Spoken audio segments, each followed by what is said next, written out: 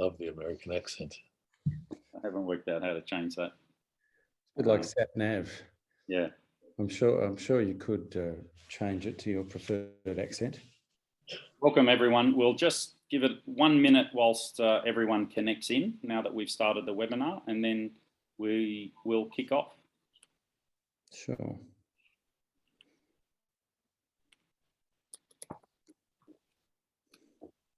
Thanks very much, Paul, for organising this. It's great. We've had great interest, and thanks for both of you for providing your time and energy. It should be exciting. We're trying to engage our community more and more in different things, not just the boys with the mentoring programs we've been running and the career programs, but also the old boys as well. So, all right, let me see how many we've got on. It's a great initiative, and it was fun to read the book, Nick. Yeah, well, I see that you have read it because you invoked the pneu. The pneu. Vraiment. I think that's the pronunciation. Pneu. Yeah, well. You do pronounce the P. Yeah, you spelled it out. Yeah, I know. Well, yeah, that is to say, I think I got it right. Yeah. Just because I said it in the book doesn't mean it's actually right. All right. I think we've got enough time. People will continue to come on, but I think we'll kick off. So thanks, everyone. Welcome to our first Old Boys event, and an interview with Nick Whitlam on his new book, 1924. I'm going to introduce our interviewer and host for the evening, Mark Swivell. Mark attended high and left in 83, was Ducks of 1983.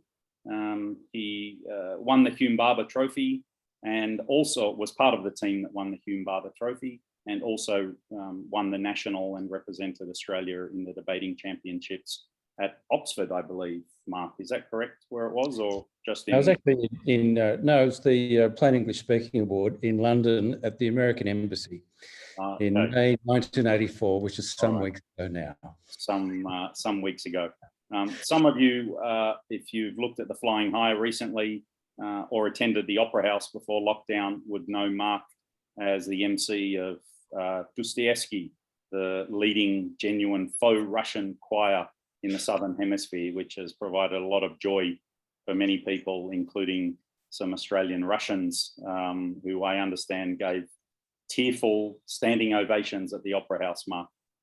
Look, it's impossible to deny the facts.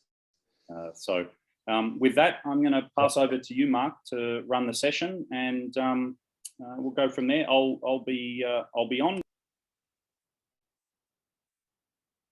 You've lost you. You just muted yourself there, Paul. Oh, sorry, Mark. Over to you from now on. Well, I can see Nick and hear Nick, and I think that I can be heard. So we'll begin. David Scribner's already chimed in predictably with a jibe based on an observation that Paul might have done his research on Wikipedia with some broken links. But look. Let's get the show on the road, and thanks very much for doing this, Nick. It was a great pleasure reading Paris 1924, a guide, which is how you've titled this tome of yours. And before we get the show on the road, and of course the book is a kind of survey of Paris, probably still the most famous city on earth, at a particular moment in time. And it's Paris as the intersection, if you like, for an extraordinary array of extraordinary people. And it's a great sort of launch pad for, meditating on the lives of these remarkable souls. And I love reading it, preparing for this, because I wasn't going to be shown up by Whitlam, you see, without adopting a forensic approach. And I might say, Nick, that it's a great pleasure to have met you briefly over the phone before this and to host this event, because it's not often you get to interview the son of a woman who swam at the Empire Games. Correct. And I think we should celebrate that above all, because clearly the other elements of your family have been overexposed over the year. I'm sure you would agree, Nick. Absolutely, indeed. I don't know what's happened. I'm not quite as pink as this representation. I'm more your tone, Mark, but nevertheless, that's what's coming through. I'm sure there's a way of amending this, but I'm sure. And given that pinkness has been all but expunged from Australian politics these days, so yes, it's a remarkable turn of events, Nick. Yes, good thing. Not a good thing that it's been expunged. It's a good thing that there's a bit of pink around. There we are. Hopefully next year there'll be more. Indeed. But of course, Nick, many will know of your celebrated glittering career, and you were obscenely young when you were appointed CEO of the State Bank of New South Wales back in the day. I was 35, I think. Yeah. Yes, that was a most interesting and rewarding 7 years, I think it was. And of course, your career was largely in banking, whether retail and commercial banking or merchant banking. You had your own merchant bank with a couple of well-known individuals. Yes, we had a very successful investment bank called Whitlam Turnbull. The Turnbull part, notice it's not alphabetical. The Turnbull part was Malcolm Turnbull, who proved to be an impossible person to work with, which of course was precisely what his fellows found, his colleagues found when he was first leader of the opposition and then Prime Minister. But notwithstanding his acceptable views on a number of issues, none of which he seemed to pursue once he was Prime Minister, he was a most uncollegiate person, very difficult person to work with. And so that venture, although it was financially very successful, was terminated by me.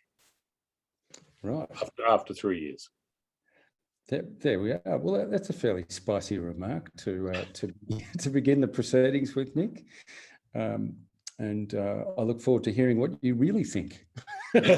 Well, in fact, if you want to find out, you should simply go on my website, www.whitlam.com.au, and you'll find a review of Malcolm's book, which was published in the Australian, and where I think I say what I need to say about the book and about Malcolm. Well, I remember Paul Keating famously saying about your former colleague that you have to, I think he said this to Harcher or another senior journalist, that you have to remember three things about Turnbull. One is that he's brilliant, another is that he's ruthless, and the third, of course, is that he lacks judgment. All of that is, although one of our colleagues, when Whitlam Turnbull expired, who himself was a Rhodes Scholar from WA, he became Solicitor General in WA, he's a QC these days. He said at one stage at the termination to Malcolm, I said, and there's one thing you should know, Malcolm, you think you're the smartest person in the room. Now, we had a lot of smart people working with us. You think you're the smartest person in the room. Well, I'll let you in on a secret. You're the only person who thinks that. And presumably you offered that advice for free. I didn't offer it. No, this was another chap who offered that. Oh, sorry. Yeah, sorry. Yeah. Okay. Well, look, when we were talking, going back through the years, Nick, you mentioned that you travelled from Cabramatta when you began your time at High. Yeah, we grew up in Cronulla, and my elder brother Tony, the went to high from Cronulla. I was going up to Hurstville Opportunity Schools, you know, as a 10-year-old kid on a train. You know, you wouldn't allow it these days. But anyhow, 3 of us used to go from Cronulla up to Allawah to go to Hurstville Opportunity School, and then at the end of primary school, Gough moved us to Cabramatta, it being the quote better half of the electorate, that better in terms of where the votes came from.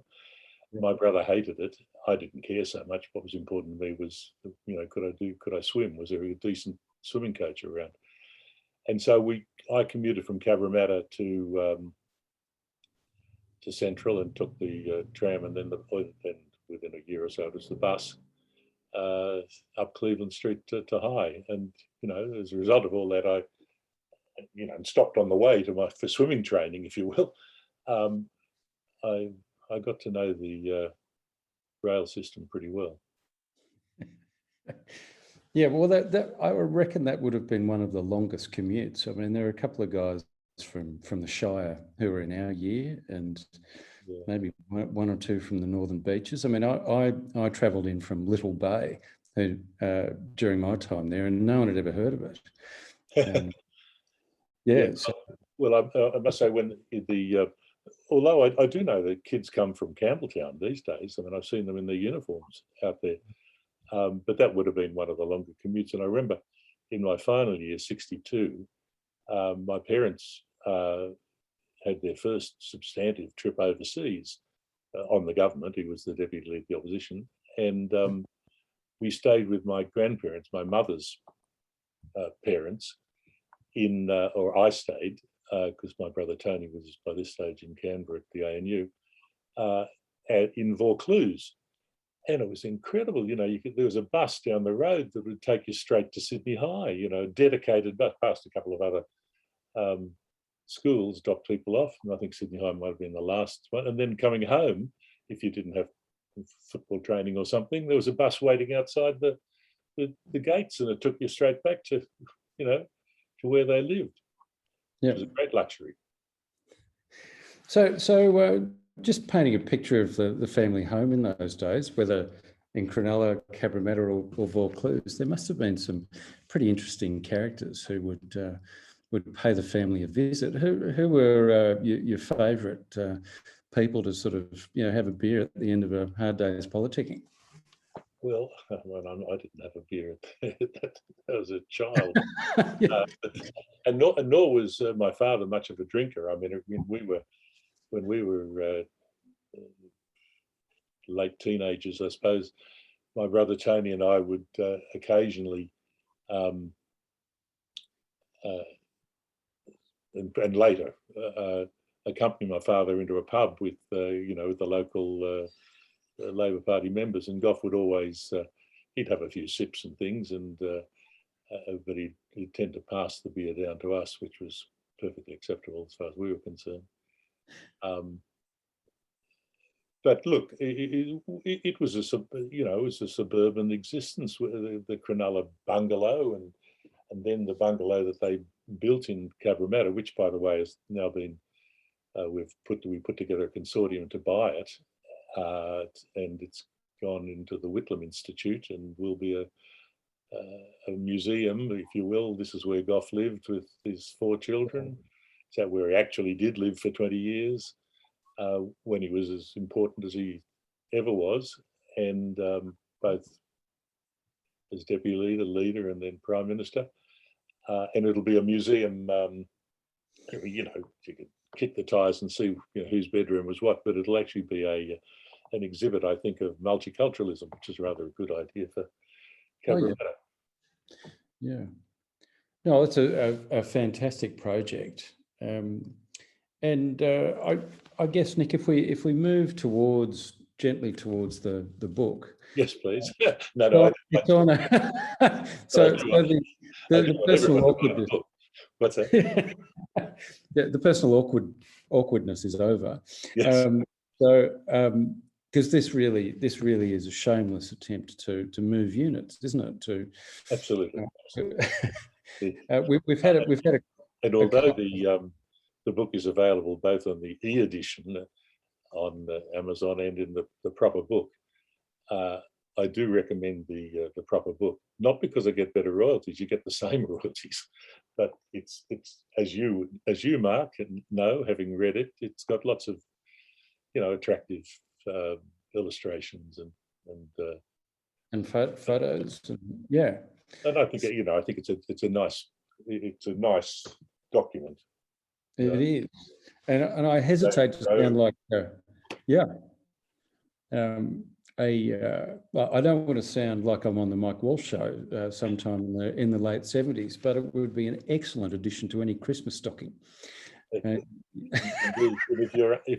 you're unlucky enough to have shared your email address with me, I'm sure you'll get an invitation to put it in the stocking of somebody else, because people who are the near 1,000 people whose emails I seem to have been inundated with invitations to buy the book. Very good. And the book begins with an anecdote of you travelling to Paris in 1967 with your mum, and I think Dad's just become the leader of the opposition. And it's a kind of grand tour on a certain budget, and that's where the romance begins. Is that a fair statement? Yeah, what had happened was that my parents, Gough had just been elected leader of the opposition. I'd just graduated from Harvard. I was 21 years old, and I was going on to graduate school in London. And I had a summer to kill, and it was the summer of love. For those of you who are old enough to remember, not many of you, I imagine, 1967, and California beckoned, but I went to Europe, and my father had, we were in his. I tagged along. We were in his train. I was in his train, and for a couple of weeks, met the good and the great in the capitals of the Western world. Before he went back to, there was a by-election. He went back to Australia, and Margaret stayed on, and we then did a grand tour, but with a decidedly modest budget, I might say. But there used to be Europe on $5 a day, if you remember that excellent book. Yep. Became $10 a day, and then whatever it is now. But we got to Paris, and it was just terrific. It was the cat's pajamas as far as I was concerned. And my mother would let me out at night. We might have had a meal, but then I'd go and carouse a bit, and so I got to know Paris fairly well. And then subsequently, I when I was working for JP Morgan, first in New York, but then in London. When I was in London, my boss was based in Paris, so I had to suffer the difficulties of going over to Paris regularly and took one for the team. Yeah, it was really tough, and then even later, I worked for the great French bank Paribas, Banque de Paris de Pays-Bas, and so I was in Paris a lot then. I was actually based in Hong Kong, but so over about 50 years, I've come to know Paris very well, and this book is really, the genesis, perhaps, that was the genesis, but the trigger was when Paris won the right to host the 2024 Olympics. And that will be the centenary of the 1924 Olympics, the Chariots of Fire Olympics, which were in Paris. And I put my mind to, what was it like to be in Paris at that time? We know the Chariots of Fire, we know Midnight in Paris, a wonderful movie. But there's more to it than the Olympics. It was the center of Western civilization. Every artist was either there or went there. It's a truly extraordinary collection of characters. And some of the one particular detail I liked in terms of the convergence of worlds, there was a football match preparing for the Olympics that the Uruguayan team played in, and their star, the sort of Pele of the day, Andre, was tearing it up on the pitch, and he was watched by the young Deng Xiaoping, which is a kind of remarkable moment. And Ho Chi Minh was in town, and all sorts of people. Yeah, the Olympics were in two elements: one in May, and then the most of the stuff in July of 1924. And the May bit had a rugby tournament and a soccer tournament. Football, as it's so that was part of the Olympics internationally, although there are, of course, lots of footballs: American football, Canadian football, association football is soccer. The stadium in which all this was held, it was refurbished, and it was at Colombes, which is in the northwest, basically, of Paris. Not very central, and it is a working class area, and Deng Xiaoping lived there, and allegedly, went to the football matches, which were run by, as you noted, by Uruguay, and Andrade, a fabulous player, apparently, the first sort of black superstar. And much is made of the rugby tournament and how the USA had won it, as they did, by the way, in 1920 in Antwerp. But there are only three contestants: France, the United States, and Romania. Anyhow. Yeah. Okay.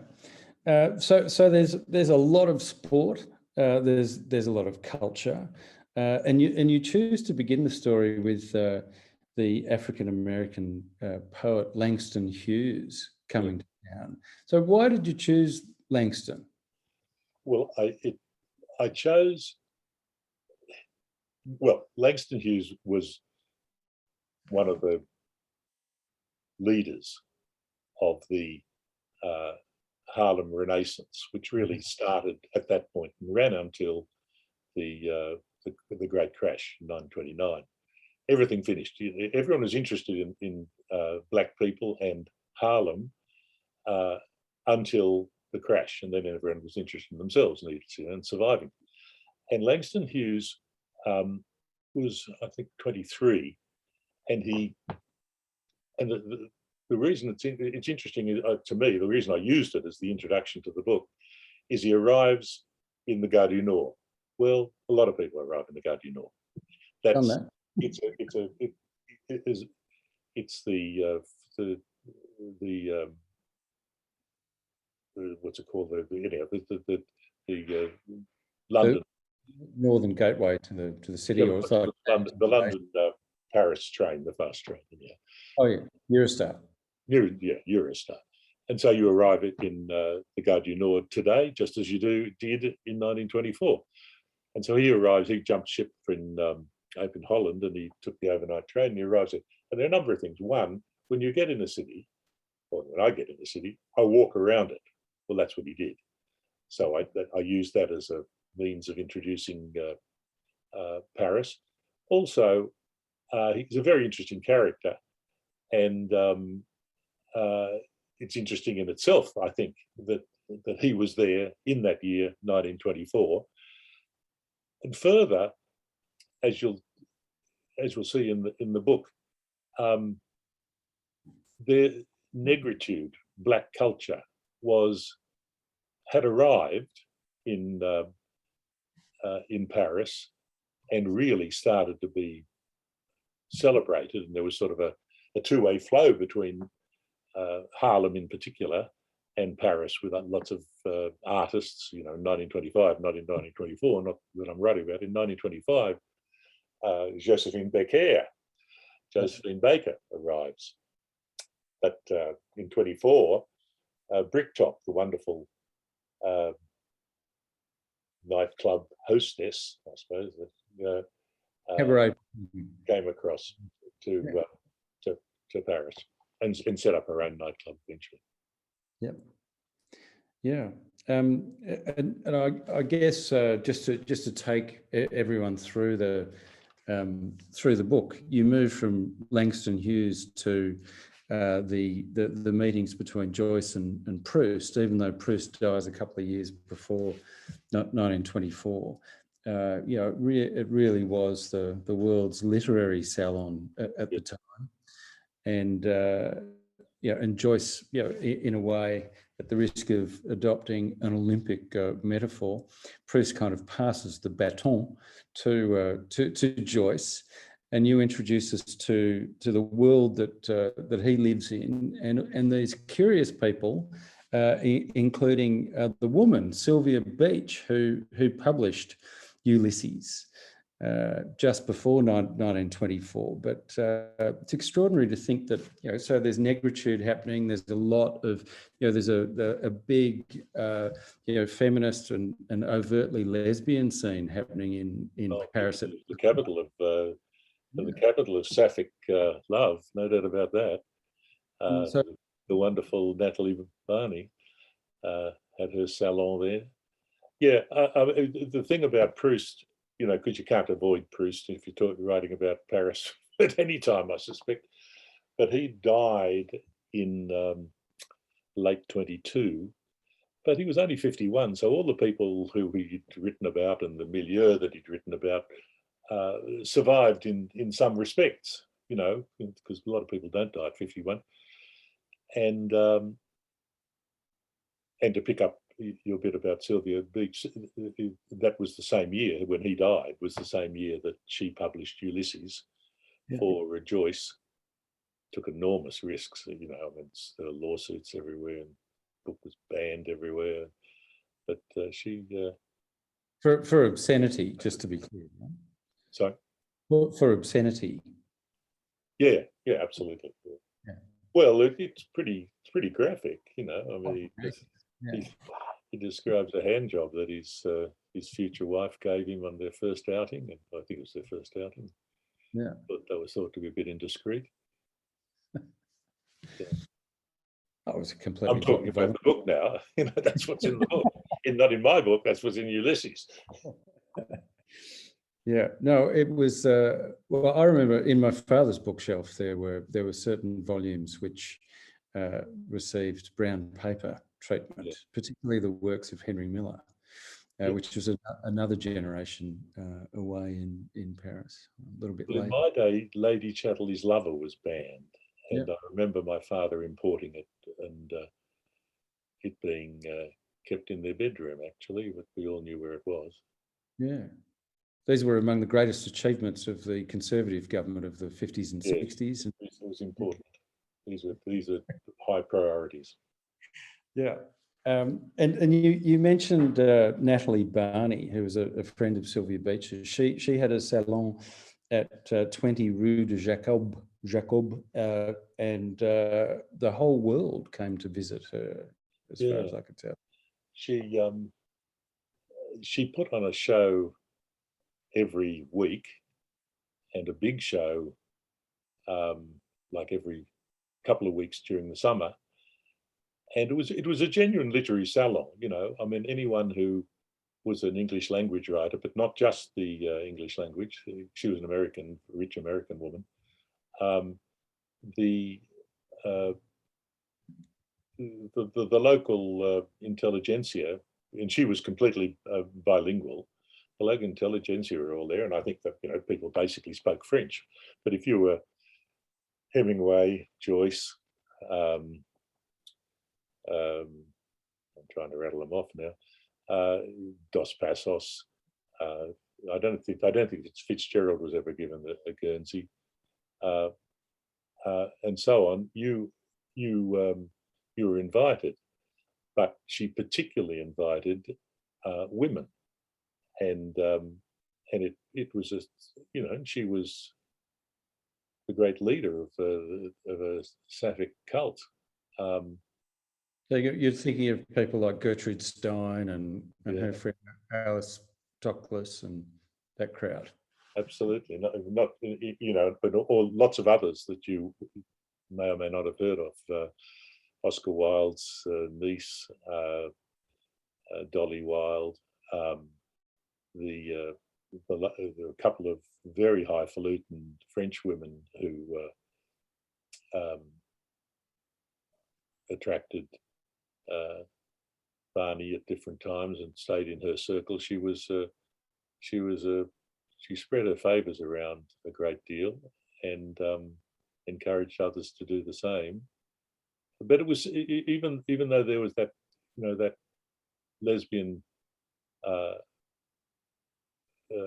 milieu, it was a serious salon. People, they spoke literature, spoke of literature, and you know, what are they publishing now, and all that sort of stuff.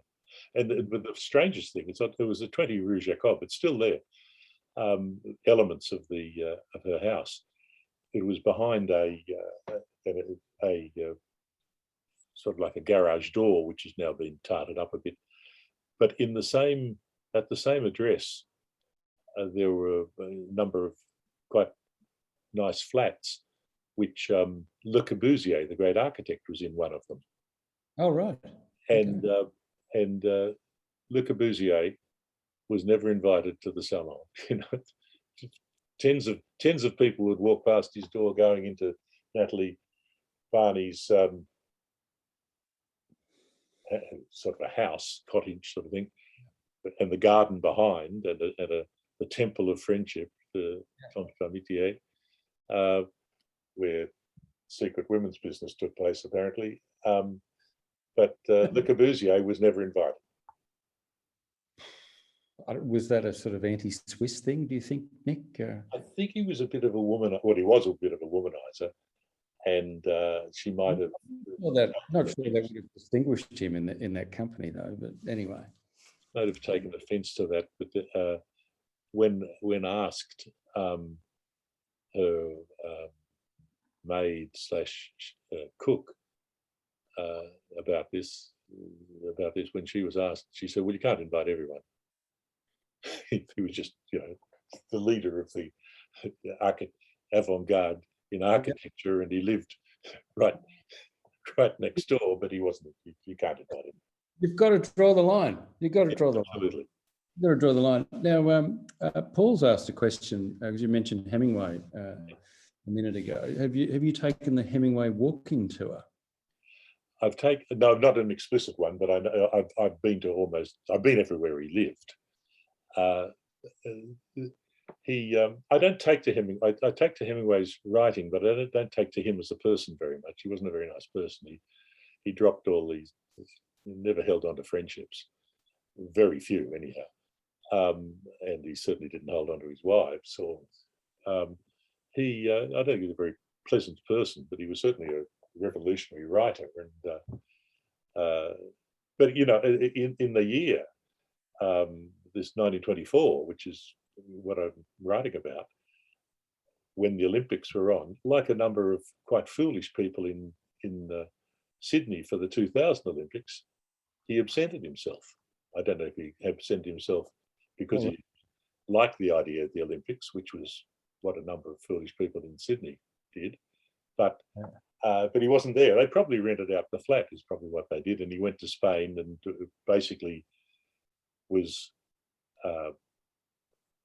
doing a research for The Sun Also Rises, so he wasn't there for the Olympics part of 1924. Because what I've tried to do in the book is say what took place, who was there, what were they doing, and if you used it now as a guide, you'd see what has remained and what has disappeared. I try to point that out, and much is still there. Yeah, you get a strong sense of place from the book, and the year itself started with a flood in Paris. Yeah. People don't realise that Paris is prone to flooding. Yeah. Well, I mean, you know, there is a river that's reasonably famous. There's that's a matter, but yeah, it's not part of the folklore really of Paris. No, it's not Venice, but it has had serious floods, and it had one in that year. And you know, the subways stopped, and the lamp posts in some parts were only just peeking out from the water, and coppers were going around on boats, and bread was being delivered on boats, not for very long, for just about a week, I think. But you know, it's an interesting aspect of how Paris is set up. You know, as you say, the river establishes. You know, that's why Paris is there. Back from pre-Roman times, there was a settlement in those two islands in the middle of the Seine, Ile de la Cité, Ile Saint Louis, and and indeed, as you know, once you become familiar with Paris, you realise that the river establishes your self image. You're either on the left bank or you're on the right bank, and it's not left and right, and sort of north-south. It's in fact the river goes east-west, and then goes up towards Le Havre. But since it flows from the mountains towards the sea, as most rivers do, if you were going along the river as it goes through Paris, the southern side is the left bank. If you're going with the flow, and the northern side, approximately, is the right bank. And the right bank is really more for toffs, and the left bank more for more exciting people. So that's where the Boulevard Saint-Germain and all the existentialists hung out, and the Sorbonne is around there. Yep. So you know, lots of the restaurants that a lot of the bistros that you think of, you know, Le Dôme, La Coupole, La Rotonde, the Select, the Café de Flore, Lip, they're all over that side. And I spent quite a lot of time in the book telling you about the backgrounds of those restaurants and places, and who was there and what their posture was. Yeah, and again, I like all of that detail, and even, you know, thinking about that flood and the relative newness, if you like, of the metro and the underground network there would have been flooded out. And I like the particular details in the book around traffic lights having just been introduced to Paris the year before, which I hadn't expected to read, and the communication system, because telephony wasn't quite what it became, and there was a pneumatic telephone or pneumatic communication system, which, you know, people who remember department stores like Mark Foy's, in my day, you remember. And in fact, if you went to China, as I was lucky enough to do in the late 70s and 80s, and since, those pneumatic communication systems were used. You know, you'd pay your bill and it'd go up to the accounting, and they'd send the change down and the receipt or whatever. But this was the pneu, the pneumatic, the Paris, they pronounce the P, pneumatic, had this, and I've got the map of it. It covered all of what we think of as Paris, which is the Paris within the circular road. Now, it used to be the city walls. And you just went to the post office, or you sent your maid or servant to the post office with quite a small envelope. It didn't have to be that, but that's what it tended to become, the petit bleu, the little blue envelope. And the message would get across town. It would go from the post office that you delivered it to across town by this pneumatic system. And at the other end, there'd be a postal boy you'd get on a bike, or a postman, and deliver it to the address that you had designated. And, that all happened typically within the hour. Pretty efficient system. Yeah. And it was used for all, not just extensive correspondence, but it was used for, can you have dinner with me tonight? Or I'm not going to vote for you in the Assemblée Nationale, or I'm dumping you and I don't want to see you again. It was, an essential part of everyday life. Imagine being dropped by Pinu. Yeah, exactly. But sometimes you don't want to have these face-to-face conversations. And it became a very efficient way of conveying your sentiments or interests. Was it just a system that was exclusive to Paris, or did it catch on? Well, they certainly existed elsewhere, and I'm pretty sure, I'd have to go back to my notes, I'm pretty sure they existed in the big towns in France, but it wasn't just in France. Yeah. I remember it kept on going till 1974, I think. Is that right? Some form. Yeah. Fantastic. And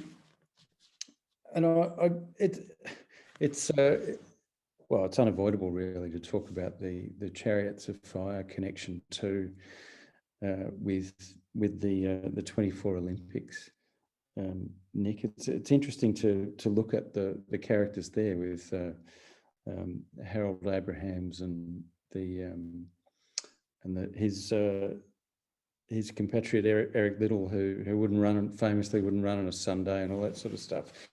Must have been quite a meet, because the Finns won all the long distance races, and and then and we won one medal, didn't we? A reasonably famous medal. The gold medal, anyway. Who won? Well, the gold medal that Australia won, I think it was the only one at that Olympics. No, you haven't read it as thoroughly as you said you had, Mark. There were 3 gold medals from Manly. Oh, okay. Boy Charlton won the 1500. In the after whom the Boy Charlton pool is obviously named, and who's I think his grandson is so he's Andrew Boy Charlton, and the economist Andrew Charlton is his grandson, I think you'll find, the Australian economist. Okay. But so Boy Charlton won the 1500 swimming. Dick Eve, the diving, or one of the diving events, and the other bloke won the hop, step, Nick Winter won the hop, step and jump, all from Manly. Little Manly in New South. But the star of the swimming was Johnny Reesmuller, who was fantastic swimmer. He allegedly didn't lose a race from the age of an open race ever, but basically people learnt of him from 1921. He retired after the 28 Olympics and never lost a race. He won in the 24 Olympics. He won the 100 and the 400, and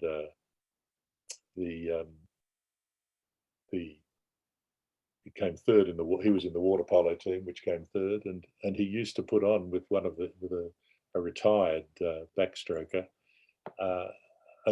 a diving display, a sort of a joke diving display, a comedy display in between events. Yeah, which they wouldn't allow it now with all the security and everything. But although when I used to swim at the state championships and the like, there was a comedy. The proper diving people did a sort of comedy routine, which I suspect started way back when Reesmuller and his colleague putting on a show in 1924. But just to go back to the athletics, the Abrams and Liddell, had this rivalry. I suspect Abrams would have won the 100 anyhow. He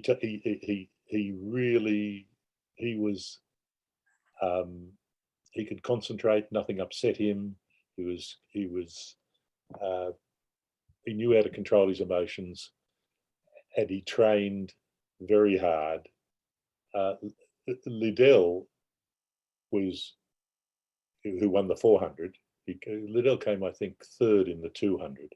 But the real people that Abrams had to beat were the Americans, and because they had a fantastic college athletic system back in the 20s, and they competed with each other. They knew everyone's strengths and weaknesses. But Abrams timed his training and his performance to perfection. But they were not the stars, although they were the stars of the Chariots of Fire movie, wonderful movie. The real star was Paavo Nurmi, and his feats in winning the 1500, the 5000, the cross country, and the team cross country. I mean, he ran he did the 1500 and the 5000 within an hour. Wow! Both events within an hour. And he'd won the 10,000 in Antwerp in 1920, but the national selectors didn't want him to take on too much. He was happy to take on anything, and so they chose his great rival to be the principal representative in the 10,000. Nurmi wouldn't take any of it. He went out into the warm-up track, and when the 10,000 took place, he started at the same time as the official race in the stadium and beat the winner. Incredible athlete. Amazing. I'm just trying to see how I made that error, Nick. My research team we need Carl in the research team, because I actually took that stat, I thought we only won one gold medal from Wikipedia. So well, sometimes Wikipedia gets it wrong, as you know. Every now and then, Nick. Every now and then. Here's a sort of general question about the book. Who among this milieu, this incredible array of characters, who among them would you most like to have been? I'd like to be both Johnny Reesmuller, who was a brilliant athlete and terribly handsome, and Gabriel D'Annunzio, who we haven't mentioned. Oh yeah, I skipped over him. Yes, but one of the chapters in the book talks about outre-mer, overseas, what's going on overseas at the time in 1924, and that talk about the French colonies and all that sort of thing, and Indochina. But the thing that happened in 1924 that gave me the opportunity to indulge myself and talk about Gabriel D'Annunzio was that the Fiume question, F-I-U-M-E question, was resolved in 1924. And the Fiume question was the issue surrounding the littoral that embraced Trieste and Dalmatia, which was part of the Austrian Empire that had broken up as a result of the First World War, and the Italians wanted to get their hands on it, and because there are a lot of Italians living there, for that matter. And Fiume was an important town. It's now called Rijeka, but it was called Fiume, and it became such a matter of controversy that in order to resolve the issue, Woodrow Wilson actually proposed that it might be the headquarters for the League of Nations. And anyhow, that didn't happen. It was not given to the Italians. The Italians were pissed off, and Gabriel D'Annunzio, who was the most famous Italian poet, a man of lustful tastes, but he was quite a brilliant man, but he was quite mad. Organised a convoy, and they invaded Fiume, which was a Lilliputian state. It's less than 30 square kilometres, whatever that is, 3 by 10 kilometres, and they liberated it. And he established an independent state. It actually became a member of the League of Nations, the smallest member of the League of Nations, only 50,000 people. And all the strangest people went there. But they were the first country actually to recognise the Soviet Union. They were a country, 50,000 people. But D'Annunzio himself was incredibly exotic figure. He's in his late 50s at this stage, and every form of misbehaviour was indulged in Fiume from 1920 to 1924, and it was ultimately resolved in 1924 that it should become part of Italy. So the Wowsers won in the end, Nick, and it's against D'Annunzio, yes, yeah. Although having kicked him out of Fiume, he acquired a villa on Lake Garda, and he was really the inspiration, D'Annunzio, for Mussolini and all Mussolini's posturing, the uniforms, the balcony speeches, all that stuff. And there was a lot of speculation that he, D'Annunzio, might actually, take over the show. He fell off a balcony, I think, in 1922, and that rather incarcerated him. But slowed him down. But Mussolini was always afraid that he would leave Lake Garda and liberate Rome, march on Rome, to choose a phrase. Yeah. And so Mussolini actually financed the Il Vittoriale, which is the villa complex that D'Annunzio established on Lake Garda. And if you ever go to that part of Italy, it is worth the trip. Go to Il Vittoriale. It is an absolute madhouse. There's the boats that were used in Fiume. There are planes that are used in the First World War, bombing, putting leaflets, discarding leaflets over Vienna, and it's and the house itself has got every form of exotica, and it's worth the trip. Il Vittoriale at Lake Garda. Fantastic. Well, there are lots of fantastic images in the book, photographs and illustrations, but particularly there are some arresting photographs by Man Ray, and a great photograph of Ada Bricktop Smith, who you mentioned earlier. But the photograph of D'Annunzio himself is truly alarming, and there it is. There you go. Now, I'm not sure what he's been into there, or God knows what's going on. It could just be nature itself.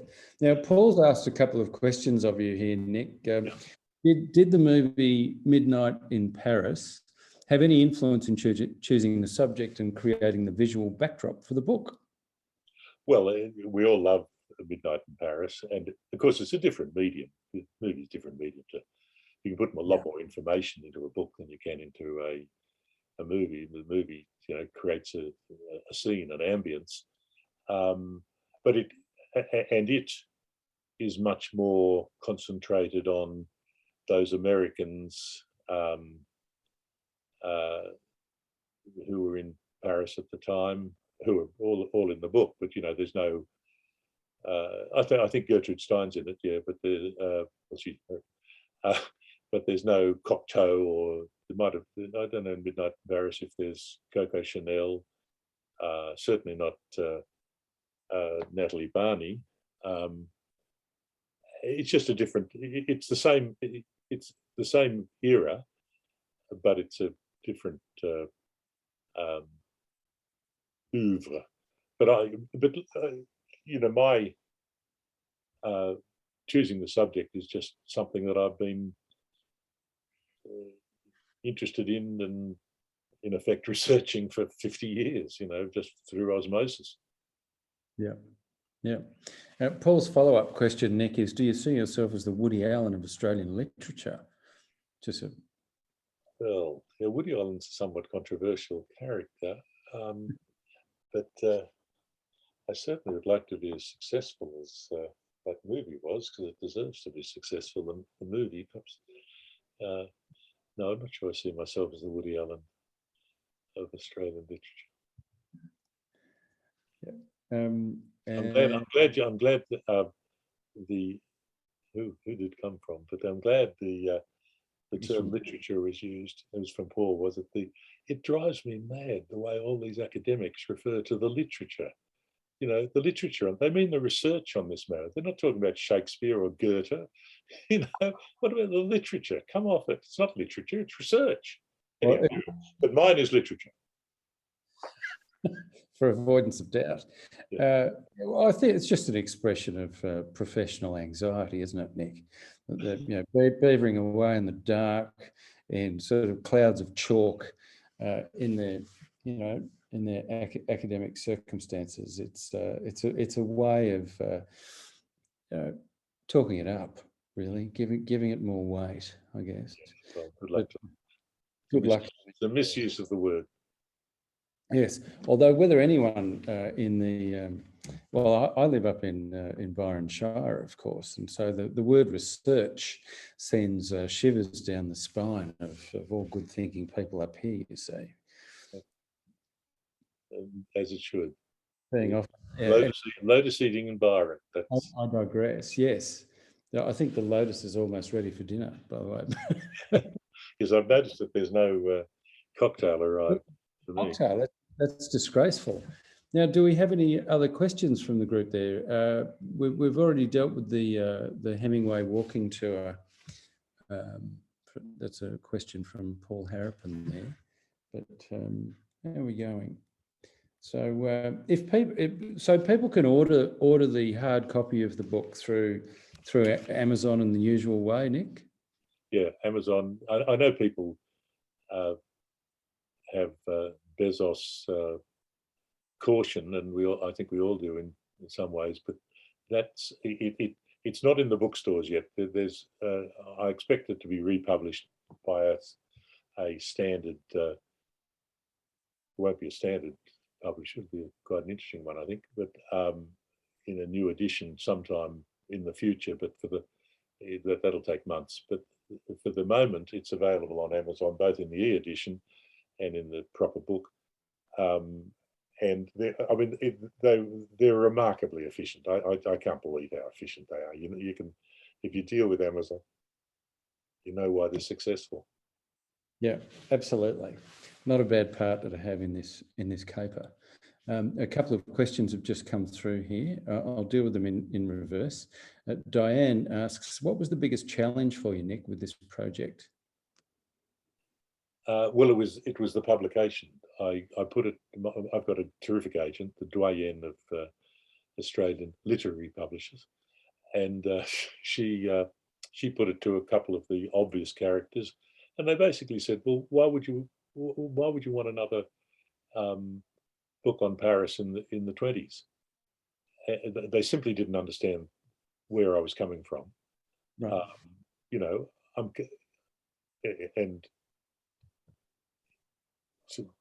Well, I've not heard from anyone who's read it who thinks that it's a duplication of anything else. It's a collation of madnesses that I'm interested in, and which took place at the time. And so I decided that I'll bugger them. I'll work through Amazon, and that was that was the challenge. I mean, writing is fun if you've got something to say. So I write non-fiction. so you think your recollection is, when you do research, you know, you have the opportunity of checking, are you right? Is your recollection, is your memory playing tricks or not? And as you do that, you find other things that, anecdotes or whatever, that might reinforce your opinion or amend it, or should be included. And so writing, it was really great fun. I've got a question here from Liz Hovey. Hi, Liz. And I might say that Liz and I once sat together behind your parents at the Paddington RSL at an event called, well, there was a thing called Popcorn Taxi for many years, where they showed Australian movies. And Barry Humphries was showing Barry Mackenzie, or The Adventures of Barry Mackenzie. And for some reason, Gough and Margaret agreed to turn up. I think I don't know, it must have been some anniversary, 40th anniversary or something like that, 30th anniversary screening. And Liz and I only saw half the movie because your parents being sizable units. But, it was an obscured view, but a good one, nevertheless. And so Liz is asking, are you at work on a further book? What project might be next? Well, if I do another one, I mean, as you know, when you probably know, when you do something like this, you've got to do promotions to make people understand that it actually exists. You know, there'll be no public reviews yet. There will be I think there'll be a very good one in the Australian, because the literary editor actually called me up and said she loved the book. So right. That'll be good. But at this point, I'm just promoting it. But if I were to do another book, I think it would be Shanghai. All right. Between the two wars, it's there's a lot of material, but it's never been done satisfactory to my taste and interests. And but I've got lots of books on Shanghai and the things that I could start to work on, but I don't think I will for a while. I think I'll just, particularly if this is republished, which possibly in a larger edition, a larger format, and some of the illustrations larger as well, and perhaps even more illustrations, although the colour's expensive. So there's a bit to be done on this book still. The great thing is, on this Amazon system, if you see a typo, I can correct it instantly. I mean, my brother is a pedant and QC, and his wife called me up last night or the night before, saying that my use of, when I was talking about the Hemingways christening their firstborn, like I said, like any middle class Americans would do, they referred me to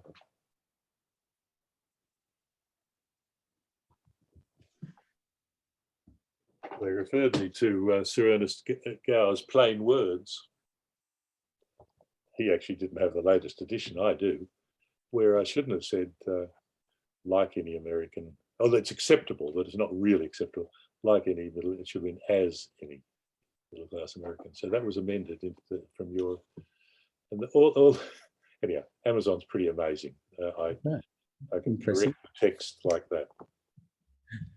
Fantastic. Peter Price is just making a comment here that Gough appeared in Barry Humphries' movie because in that film, and you're quite right, Peter, Gough damed Edna. Yeah, it's Humphries, as you know, is a political reactionary, and he unashamed. Yeah, and he said some quite nasty things about Gough, and there was a quasi obituary he wrote for The Spectator, which was really appalling. Anyhow, you're quite right. Gough, I don't know how it happened, but was it Bruce Beresford? Was he somebody said, would you appear? He was Prime Minister at the time. It's 1974. Would you appear? So they went out to Mascot Airport, and he greeted. I think Dame Margaret, is there, and he greeted Edna, who went down and kissed his hand or something, and he spontaneously said, "Arise, Dame Edna." And so he actually christened Barry Humphries Dame Edna Everidge. I don't think Humphries ever thanked him for it. It's pretty extraordinary. He created a monster, you might say. I mean, I think Barry Humphries is very funny, if cruel and at times anti-Australian, you know, but but he is very funny. Unbelievably funny. I saw the opening night of his last lap of Australia at Her Majesty's in Melbourne, and to think that somebody who was 78, I think, as he was at the time, had that energy, it was incredible. And he also created a new character, which was Les Patterson's brother. It was very tasteful. This a pedophile priest who had a toy boy, and you know, to think that after his career he's taking risks like that, and basically offending as many people as he possibly could. Hats off.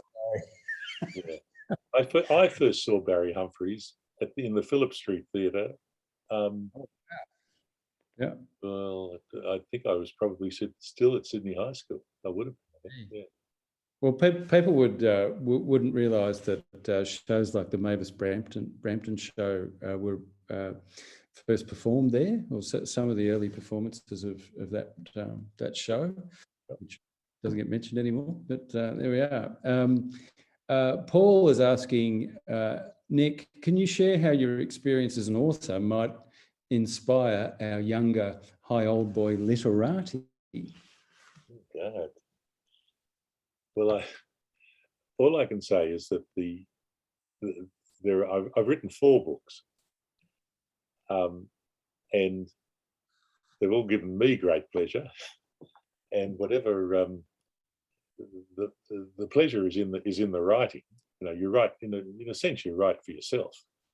I wrote a book with co-wrote it with a journalist called John Stubbs, the late John Stubbs, wonderful journalist. He on the Petrov affair. That was a sort of a stretch from my honours thesis at Harvard. I was in, you know, I've always mentioned history, and the Petrov affair was the great drama of 1954-55. Then I did a memoir 20 years ago, nearly 20 years ago, and the reason you write a memoir is so that you can preempt anyone else writing a psychobabble biography of you. You choose the subjects that you want to write about, and I did that. That preempted anyone trying to write a biography, which is probably I wouldn't be happy about. And then 3 or 4 years ago, I wrote a book called 4 Weeks, One Summer, which is the 4 weeks in the summer of 1936, that from the day that the Spanish Civil War started to the closing day of the 1936 Olympics. And it sort of, you know, on this day, in these, there are things happening all around the place. It's a bit like ships passing in the night. You're only concentrating on what you're doing, and you don't realise that while Jesse Owens is winning the 100 metres, and with all the excitement of that, Francisco Franco is bashing up Republicans, and torturing them and raping them in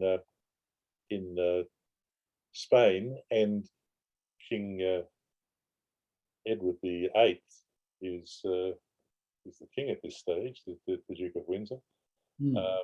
Became the Duke of Windsor, is rogering Mrs. Simpson on the Dalmatian coast on a holiday, and he's the king of England. He's the king of Great Britain, Yep. the realms and other territories, but none of this is being reported in Britain. There's a case of omerta, code of silence with all the newspapers, and Yep. it was being reported in America, but such was the the communications at the time that only the fancy folk in Britain knew about this affair.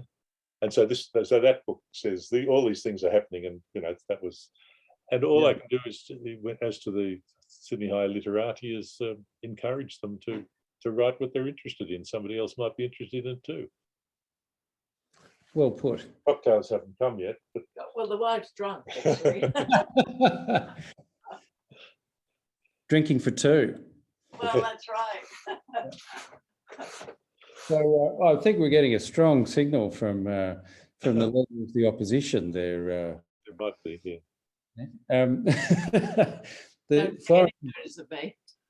Well, I hope what cocktails are we making tonight? That's the key. I've just drunk half a bottle. Well, probably 7/8 of a bottle of wine. Oh, okay. But I've had a few gossips on the road. Just to explain, my wife's not very mathematical, and when she interrupts my watching the rugby, and I tell her that the person is playing 5/8, she's, what's that mean? I said, well, you've got the halfback, you've got the centre 3/4, and in between is the 5/8. Doesn't make any sense to me. It's uneven, if you know what I mean. I'll leave you boys to it. Rugby doesn't make much sense to anyone these days. But Well, it's true. There's some conversation for another time. Mind you, the greatest game of all is rugby league, as you know. So, Who do you follow out of interest, Nick? when we grew up in Cronulla, I follow these days the St George Illawarra Dragons. We'll have to terminate the call. Sorry. Nice to chat. When we grew up in Cronulla, there was no Cronulla team. There shouldn't be a Cronulla team. The local team was the St George Dragons, and not only was it the local team, but they won every year. They won for 10 years, so it wasn't very difficult to support them. Subsequently, when I moved to the eastern suburbs, I supported the Roosters because they were winning too. And so, but anyhow, I've been a bit promiscuous, but I'm back with the Dragons now. Well, that was always a criticism directed to the current Prime Minister, a fellow old boy who somehow adopted the team that you didn't have the opportunity to follow as a kid. Not only that, he's on record as saying when he first got into Parliament that he was a rugby supporter. Yeah. And that's no doubt true. When he grew up in Bronte and he supported the Randwick Railroads, I assume. There's nothing wrong with that. It's just that it's not as intense or skillful. Well, he could have followed the Beasts, of course. He could have, but he didn't. Right on the right. And he also in his rise to his present exalted position said that he, at one stage, again opportunistically, that he was a great supporter of the greatest game, which was AFL. Well, it's not a bad game and everything, but that was obviously tailored to his audience, and just as supporting Sharky is. Yeah, extraordinary. You might have sensed from this, Mark, that I'm not a supporter. Well, look, shock, stun, and amaze me. But we've got. He was 2 years behind me, and a few of the others on the call tonight. And I might say that he played in 1980 or 81. We all did the school musicals together, and Scott and Alan's parents, who were the powerhouses behind the Clavelli Light Operatic and Dramatic Society.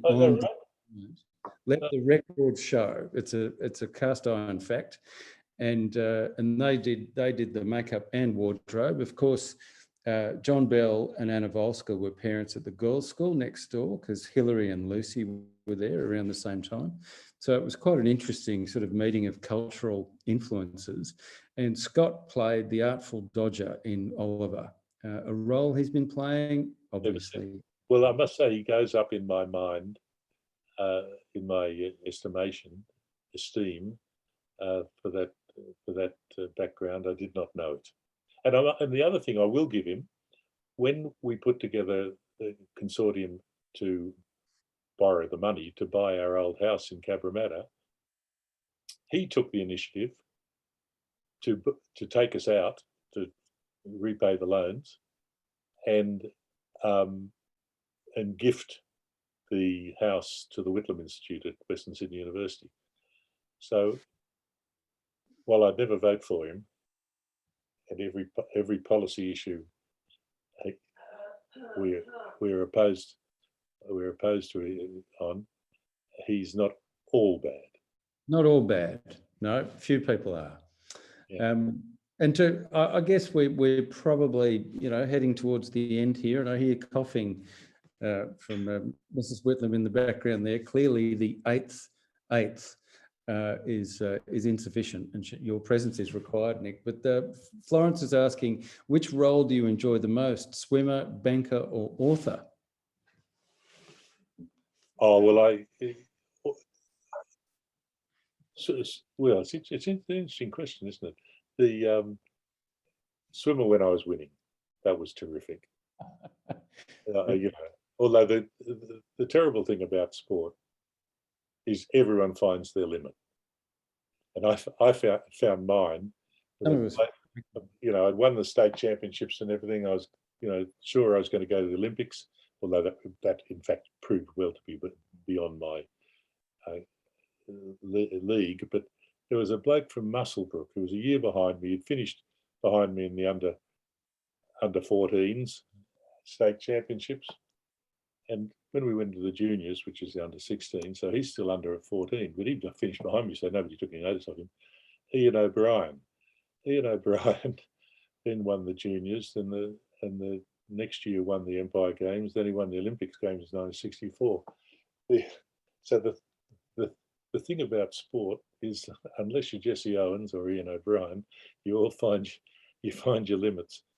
But I think, to answer the question, I enjoyed my banking time very much, particularly running the state bank, because you're actually dealing with people's day-to-day issues and solving their needs. Your wife's got needs. And my wife has needs, but I'm loving being an author right now. So there we are. That's it. I covered the waterfront. So look, on behalf of everyone, thanks very much for your time, your insights and generosity, Nick. It's been terrific talking to you. I think Paul's coming on to do the Is he going to hand over a bottle of wine? I don't. But thank you. A virtual one. I've organised your wife to take care of that. I was going to say I've drunk it. We're ready to go. But I really wanted to thank you very much, Nick, for your time. Was a great session, as I'd preempted, and really entertaining and certainly really interesting. So appreciate your time. Just to let all the old boys know, as Nick mentioned, you can find his book on Amazon. So just search for Paris 1924 and you'll be able to purchase it. And we also look to, hopefully before Christmas, have a few copies available via the Old Boys site as well. So I'm just working on that behind the scenes. And finally, Mark, thank you very much. Very much appreciate your insights, your questioning, your research, whether it was Wikipedia or not. We learnt a few things, so fantastic. And 3 gold medals. That's what I'll remember about this whole conversation. You always remember your mistakes, right? and in 36, only 1 medal, which was a bronze by a Sydney High old boy as well. So just to throw in a tidbit that's not from Wikipedia, it's from our own archives. And good luck to you, Mark, in the upcoming elections for Mayor of Byron. I expect you'll give it a great showing, and Byron could not be in better hands should you be successful. So all the best. Thanks to all the old boys and others that attended. And with that, we'll end and have a good evening. Thanks very much. Thank you for organizing. Okay. Thank you very much. Bye. Nick. Bye.